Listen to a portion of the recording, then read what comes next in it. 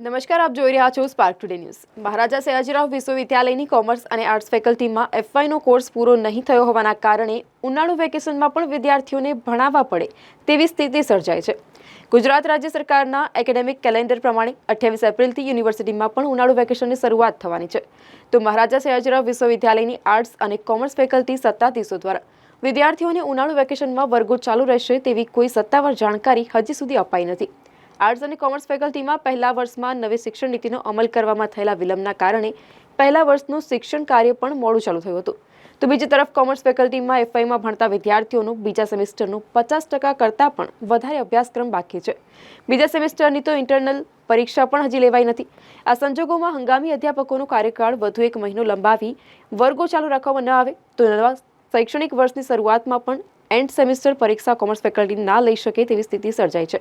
Arts ફેકલ્ટીમાં પણ એફવાયનો ખાસો એવો કોર્સ બાકી છે। હાલમાં આર્ટ્સમાં બીજા સેમેસ્ટરની ઇન્ટરનલ પરીક્ષા લેવાઈ રહી છે, ત્યારે હવે આ બંને ફેકલ્ટીઓમાં એસવાય, ટીવાય અને માસ્ટરના વિદ્યાર્થીઓની પરીક્ષા ચાલી રહી હોવાથી છેલ્લા 1 સપ્તાહથી એમ પણ બિલ્ડિંગના અભાવે એફવાયના વિદ્યાર્થીઓનું ભણવાનું બંધ છે।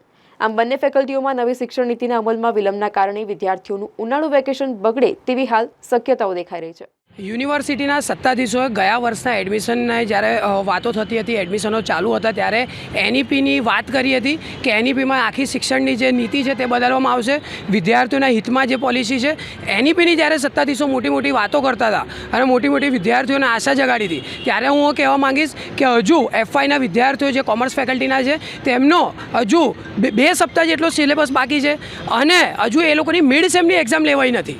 એટલે વિદ્યાર્થીઓનું 28 જે એકેડમિક કેલેન્ડર હતું, 28 એપ્રિલે તેમનું જે વેકેશન છે તે યુનિવર્સિટીએ જાહેર કરેલું હતું એકેડમિક કેલેન્ડર પ્રમાણે। તો હવે શું છે, વિદ્યાર્થીઓનો બાકીનો અભ્યાસક્રમ વધેલો છે તો એમને વેકેશનમાં બોલવામાં આવશે। આ સત્તાધીશોની ચોખ્ખાપણાઈથી એમની જે બેકરદારી છે તે દેખાવા જોડી મળી રહી છે। એનઈપીના નામે મોટી સત્તાધીશોએ વાતો કરી હતી, પણ યુનિવર્સિટીનું જે કથળેલું કોઈ તંત્ર હતું તેને તે યથાવત છે અને આગળ જો આવું ચાલતું રહેશે તો એની ચોક્કસ ભોગ વિદ્યાર્થીઓને બનવું પડશે। વેકેશનમાં પણ વિદ્યાર્થીઓ લેક્ચર ભરવા પડશે એવી પરિસ્થિતિ છે। હજુ 4 સપ્તાહનો સિલેબસ બાકી છે, હજુ 2 સપ્તાહનો જે વિદ્યાર્થીઓ છે જે સિલેબસ છે મળેલો છે, એટલે ક્યાંક ને ક્યાંક વિદ્યાર્થીઓને આટલી ભર ગરમીમાં 2 હપ્તા વધારે ઉનાળામાં આવવું પડે તો એની નવાઈ નહીં, તેની સત્તાધીશોએ તપાસી કરીને તાત્કાલિક ધોરણે બને તેટલો વહેલો સિલેબસ પૂરો કરવો જોઈએ અને રાબેતા મુજબ જે એકેડમિક કેલેન્ડરની તારીખો આપી હતી તે પ્રમાણે શિક્ષણની જે નીતિ છે તે પૂરી થવી જોઈએ।